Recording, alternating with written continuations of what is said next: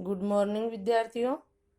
हम पढ़ रहे थे शेल शेल और खनिज। जो हमारा पाठ था उसमें शेल हमने पढ़ लिया। शेल कितने प्रकार की, शेल क्या होती है, शेल कितने प्रकार की होती है, ये सब हमने देखा। अब देखो आज शेल का उपयोग, शेल यानी चट्टान।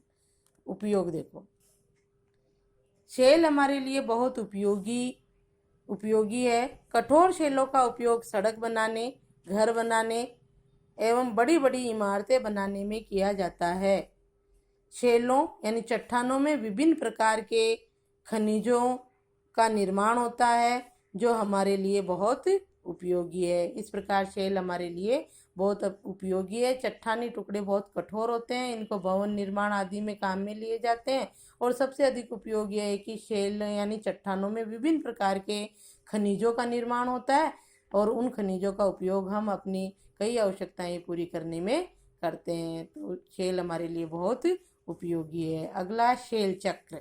शेल चक्र क्या है? कल भी हमने देखा था कि किस प्रकार से आग्नेय शेल बनती है और किस प्रकार से जो है अवसादी सेल बनती है, फिर उनसे आग्नेय और अवसादी से कैसे कायांतरित सेल बनती है। तो ये क्या है कि एक शेल चक्र है। तो एक बार शेल चक्र का ये चित्र है आपका, ये चित्र आपके पीडीएफ भेजा था उसमें भी होगा आपके। ये जैसे आग्नेय शेल है, एक बार इसमें समझो। ये जो ज्वालामुखी से ये मेग्मा यहाँ से शुरू होता है, ये मेग्मा अंदर होता है ना, तब इसको मेग्मा कहते हैं। ये मेग्मा है। अब ज्वालामुखी फूटी और ज्वालामुखी के फूटने से ये मेग्मा क्या हुआ, बाहर निकला, इधर उधर गिरा। इधर उधर गिरने के बाद जब ये ठंडा होता है तो इसको लावा कह देते हैं। फिर अब किसको क्या कहते हैं बाहर निकलने के बाद? लावा। अब ये लावा जो है क्या होता है, ठंडा होकर जो है जम जाता है और ये आग्नेय चट्टान बन जाती है। जब मेग्मा बाहर निकलता है तो लावा बन जाता है, लावा ठंडा होकर जम जाता है तो ये आग्नेय शेल यानी आग्नेय चट्टान बन जाती है।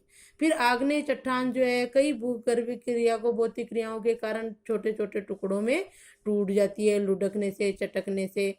इस प्रकार से हमने पढ़ा था उसमें। और ये जो है अवसाद हो जाता है। फिर उसके जो टुकड़े होते हैं ना, ये छोटे छोटे टुकड़े दिख रहे देखो आपको, ये जो है क्या, अवसाद।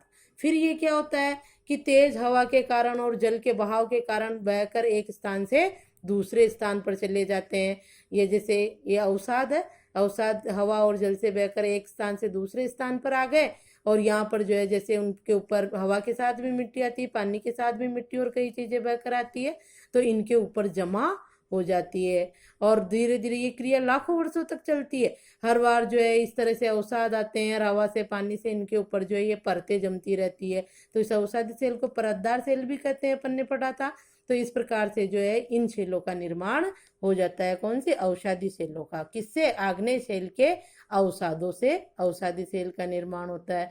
फिर क्या होता है कि आग्नेय और अवसादी, आग्नेय और अवसादी दोनों जो सेल है इनमें उच्च ताप और दाब के कारण जो है ये, जैसे अपन ने देखा कि चूना पत्थर किसमें, स्लेट उसमें संगमरमर में बदल जाता है, एंथ्रोसाइट कोयला ग्रेफाइट में बदल जाता है, ग्रेफाइट हीरे में बदलता है, और जो है चिकनी मिट्टी स्लेट में बदल जाती है, ग्रेनाइट नीस में बदल जाता है। ये है ना, तो ये ग्रेनाइट ये सब क्या, आग्नेय और अवसादी सेल है। अब उच्च ताप और दाब के कारण ये जो है सेल क्या किसमें बदल जाती है? कायांतरित सेल में, इसमें बदल जाती है। कायांतरित सेल में तो सबसे पहले ये बनती है, फिर ये बनती है और फिर ये बनती है। फिर इसके बाद क्या होता है कायांतरित सेल बनने के बाद कि फिर अत्यधिक ताप और दाब के कारण जो है कई वर्षों में जो है ये कायांतरित सेल वापस पिघल कर, उच्च ताप के कारण फिर पिघल जाती है और मेग्मा बन जाती है।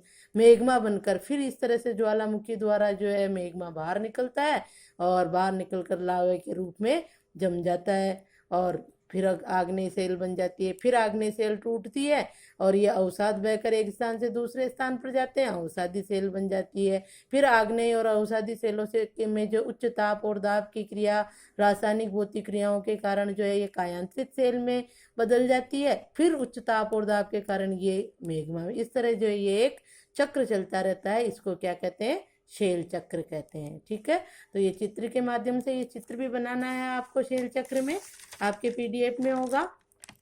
अब देखो आप शेल चक्र क्या है, अभी जो मैंने आपको समझाया वही है। हम जानते हैं कि किन्हीं निश्चित दशाओं में एक प्रकार की शेल चक्रीय तरीके से एक दूसरे में परिवर्तित हो जाते हैं। किन्हीं निश्चित दशाओं में एक प्रकार की शेल चक्रीय तरीके से जो है दूसरे में परिवर्तित हो जाती है, जैसे आग्नेय शेल अवसादी शेल में हो गई। इस तरह से एक शेल का दूसरे शेल में परिवर्तित होने की इस प्रक्रिया को शेल चक्र कहते हैं। इसी को क्या कहते हैं हम? शेल चक्र। हमने जाना कि द्रवित मेग्मा, हमने जान लिया, पहले ही पढ़ लिया हमने कि द्रवित मेग्मा ठंडा होकर ठोस आग्नेय शेल बन जाता है। यह आग्नेय शेल छोटे छोटे टुकड़ों में टूटकर एक स्थान से दूसरे स्थान पर स्थानांतरित होकर अवसादी शेल का निर्माण करते हैं।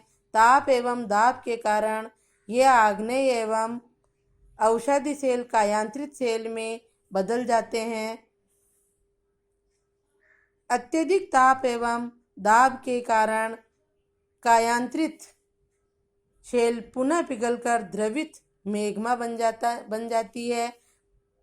यह द्रवित मेग्मा पुनः ठंडा होकर ठोस आग्नेय शेल में परिवर्तित हो जाता है। अभी मैंने चित्र के माध्यम से समझाया, वही चीज़ है ये कि एक चट्टान का दूसरे चट्टान में परिवर्तित हो जाने को क्या कहते हैं?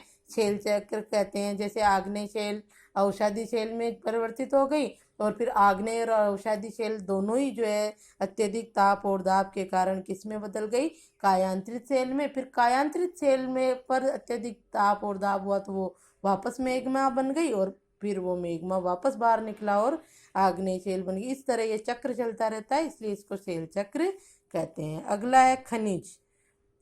खनिज क्या है? देखो खनिज क्या है? खनिज प्राकृतिक रूप में पाए जाने वाले पदार्थ है। प्राकृतिक रूप में पाए जाने वाले पदार्थ है खनिज, जिनका निश्चित भौतिक गुणधर्म एवं निश्चित रासायनिक मिश्रण होता है, वे खनिज कहलाते हैं।